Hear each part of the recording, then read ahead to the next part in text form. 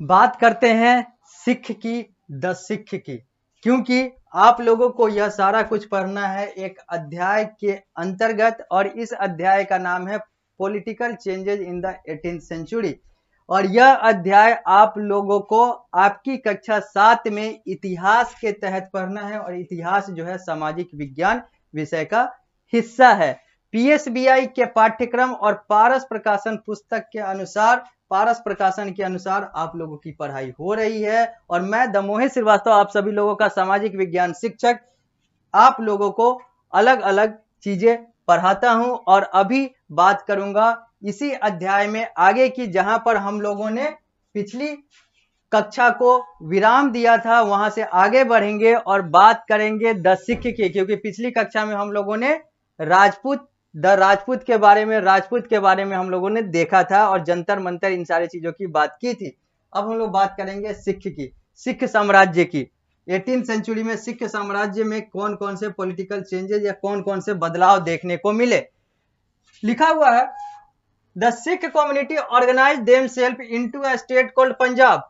जो सिख कम्युनिटी है, जो सिख समुदाय है, जो सिख धर्म है, उन लोगों ने अपने आप को एक जगह संगठित किया, और उस संगठित क्षेत्र को हम लोग पंजाब कहते हैं, या ये लोग पंजाब कहते हैं। पंजाब का मतलब होता है 5 जाब, यानी कि 5 नदियां, 5 नदियों से बना हुआ एक क्षेत्र जो है वो पंजाब है। पन मतलब 5, जाब मतलब नदी। सतलज, ब्यास, रावी, चेनाब और झेलम, ये 5 नदियां हैं जो पंजाब को बनाती है, या फिर पंजाब नाम की जो 5 नदियां हैं वो यही है, सतलज, ब्यास, रावी, चेनाब और झेलम। लिखा हुआ है, Guru Gobind Singh had to fight against the Rajput and Mughal ruler. Guru Gobind Singh को लड़ना पड़ा राजपूतों के खिलाफ और मुगलों के खिलाफ। गुरु Gobind Singh was the 10th Guru of the Sikh. गुरु गोविंद सिंह सिखों का 10वां गुरु, या फिर सिखों के 10वें गुरु थे, या फिर कहें तो सिखों के अंतिम गुरु जो थे वो गुरु गोविंद सिंह थे, और गुरु नानक जो थे वो पहले थे। टोटल 10 गुरु हुए। गुरु नानक से शुरू होता है गुरुओं का परंपरा, और गुरु गोविंद सिंह अंतिम गुरु थे इस सिख पद्धति के 10वें गुरु। ही फाउंडेड खालसा पंथ टू फाइट अगेंस्ट इनजस्टिस। इन्होंने, यानी कि गुरु गोविंद सिंह ने खालसा पंथ की स्थापना की ताकि अन्याय के खिलाफ लड़ा जा सके। Group called jatha were form to resist the Mughal and the Afghan. और यहां पर जो समूह खालसा पंथ के तहत बनता था उसका नाम जत्था था। एक समूह को जत्था कहा जाता था, और यह जत्था बना इसलिए ताकि मुगलों से और अफगानों से लड़ाई लड़ी जा सके, अपने आप को सेफ गार्ड किया जा सके, रक्षित किया जा सके, बचाया जा सके। सून दीज जत्था ऑर्गेनाइज्ड इनटू मिसल्स और group each under a separate chief. और धीरे धीरे ये जो जत्था है यह एक ग्रुप, एक समूह या फिर एक मिसल्स में कन्वर्ट हो गया, और हर ग्रुप का एक मुखिया हुआ करता था। यह व्यक्ति हैं गुरु गोविंद सिंह, और यह है रंजीत सिंह। यह चित्र आप लोगों को 2 व्यक्ति को दिखा रहा है। 2 चित्र में 2 व्यक्ति हैं। पहले वाला व्यक्ति जो है वो रंजीत सिंह है, जबकि दूसरा वाला व्यक्ति जो है वो गुरु गोविंद सिंह है। पृष्ठ संख्या 108 पर ही है। अब आगे लिखा हुआ है, Ranjit Singh was a great leader of Sikh and chief of Sukerchakia misl. ये जो रंजीत सिंह जो थे वो सिखों के एक महान लीडर, महान नेता के तौर पे, महान नेतृत्वकर्ता के तौर पर याद किए जाते हैं, माने जाते हैं। और ये किस ग्रुप के, किस हिस्से के मुखिया थे, तो उस ग्रुप का नाम था, उस मिसल का नाम था शुक्रचकिया का ये मुखिया थे। He took the hold of several groups and founded a strong Sikh kingdom with Lahore as the capital।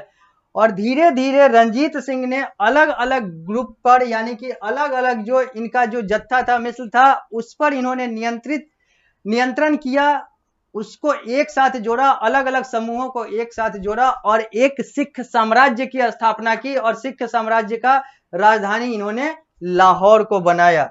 यानी कि हम लोगों ने सिख में देखा कि सिख जो है वो बेसिकली पंजाब क्षेत्र से आते हैं। इन्होंने अपने आप को पंजाब में संगठित किया, गुरु गोविंद सिंह जो थे वो राजपूत और मुगलों से उनको लड़ाई लड़ना पड़ा। अपने आप को और अपने साम्राज्य को और अपने कम्युनिटी को सेफ गार्ड करने के लिए, बचाने के लिए गुरु गोविंद सिंह जो थे वो 10वें गुरु थे, सिख के अंतिम गुरु थे। इन्होंने खालसा पंथ की स्थापना की ताकि अन्याय से लड़ा जा सके। इन्होंने ग्रुप फॉर्म किया अलग अलग, जिसको जत्था कहा जाता था, ताकि मुगलों से और अफगानों से लड़ा जा सके। फिर वो जो ग्रुप है वो मिस्र या फिर ग्रुप कहलाने लगा, जत्था जो है मिस्र या फिर ग्रुप कहलाने लगा। और अलग अलग ग्रुप के अलग अलग मुखिया होते थे। रणजीत सिंह जो थे वो एक ग्रुप के मुखिया थे और इन्होंने अलग अलग ग्रुप को संगठित करके पूरा सिख साम्राज्य स्थापित कर दिया, जिसकी राजधानी लाहौर थी। अब हम लोग बात करते हैं आगे की और बात करते हैं मराठाज की, क्योंकि हम लोगों ने राजपूत की बात कर ली, हम लोगों ने सिख की बात कर ली, अब बात करेंगे मराठाज की। लिखा हुआ है, the Maratha kingdom was set up by Shivaji with the support of powerful warrior of family Deshmukh. लिखा हुआ है, 2 बार पावरफुल वॉरियर लिखा हुआ है, तो वो ध्यान ना दें। लिखा हुआ है कि मराठा किंगडम की स्थापना शिवाजी यानी कि इस व्यक्ति के द्वारा की गई। और इसमें इनका मदद किसने किया? तो इसमें इनका मदद उस समय का एक पावरफुल वॉरियर फैमिली, एक शक्तिशाली लड़ने वाला योद्धा परिवार देशमुख परिवार ने शिवाजी का समर्थन किया, ताकि वो मराठा किंगडम यानी कि मराठा साम्राज्य को स्थापित कर सके। शिवाजी 1627 से लेकर 1680 तक मराठा किंगडम के मुखिया थे। 1627 से लेकर 1680 तक इनका जीवन काल था शिवाजी का। The backbone of Maratha was peasant class who were mobile. जो रीढ़ की हड्डी या फिर कहें तो जो मेन स्तंभ था इस मराठा किंगडम का, वो थे किसान, जो कि एक जगह से दूसरी जगह मूव करते थे। Shivaji used this class as to fight against the Mughal. Shivaji ने इन लोगों को, इन वर्णों को, इन वर्गों को, जो पीजेंट क्लास थे, उन लोगों को मुगलों के खिलाफ लड़ने के लिए तैयार किया। आफ्टर शिवाजी डेथ, शिवाजी के मृत्यु के बाद, power went into the hand of Brahmin who served Shivaji as successor as Peshwa. Shivaji के मृत्यु के बाद ब्राह्मण के पास यह साम्राज्य चला गया, जिसने शिवाजी का के साथ कार्य किया था, और वो सक्सेसर के तौर पर, पेशवा के तौर पर फिर मराठा किंगडम में आगे बढ़ते चले गए। Poona was capital of the Maratha kingdom. Maratha kingdom का जो राजधानी था वो पूना था। अंडर द पेशवा, पेशवा के अधीन, the Maratha continued the struggle. Maratha ने यानी कि मराठाओं ने, मराठा साम्राज्य ने अपना लड़ाई जारी रखा। Malwa and Gujarat were seized. Malwa और गुजरात को इन लोगों ने प्रतिबंधित कर दिया, वहां पर इन लोगों ने पाबंदी लगा दी, जैसा हम लोगों ने देखा था राजपूत वाले साम्राज्य में कि कैसे इन लोगों ने मालवा और जो राजपूत वाले जो थे वो बूंदी और अलग अलग जगह पे, मालवा और गुजरात वाले जो थे बूंदी और नागपुर जैसे क्षेत्र को भी कब्जे में ले गए थे। तो मराठा आए तो मराठा ने मालवा और गुजरात को सीज कर दिया, यानी कि अपने नियंत्रण में रख लिया। Peshwa was so strong that he could levy chauth and sardeshmukhi. अब यहां पर लिखा हुआ है कि पेशवा जो थे वो बहुत ज्यादा मजबूत थे, बहुत ज्यादा स्ट्रांग थे, और ये अपने तरीके से जो भी चाहते थे वो अपने साम्राज्य के तहत कर लेते थे, चाहे वो चौथ लगाने की प्रक्रिया हो, चाहे वो अलग अलग प्रक्रिया हो, ये सारी चीजें जो है ये पेशवा के द्वारा अच्छे से किया जाता था। Maratha raided Rajasthan, Punjab, Bengal, Orissa, Karnataka, Tamil Nadu and were compelled to pay tribute a way of accepting Maratha sovereignty. अब यहां पर क्या होता है कि मराठा ने कहां कहां धावा बोला, तो राजस्थान, पंजाब, बंगाल, उड़ीसा, कर्नाटक और तमिलनाडु जैसे क्षेत्रों पर मराठाओं ने धावा बोला, और वहां पर उन लोगों को मजबूर किया कि आप ट्रिब्यूट यानी कि श्रद्धांजलि, या फिर कहें तो आप जो है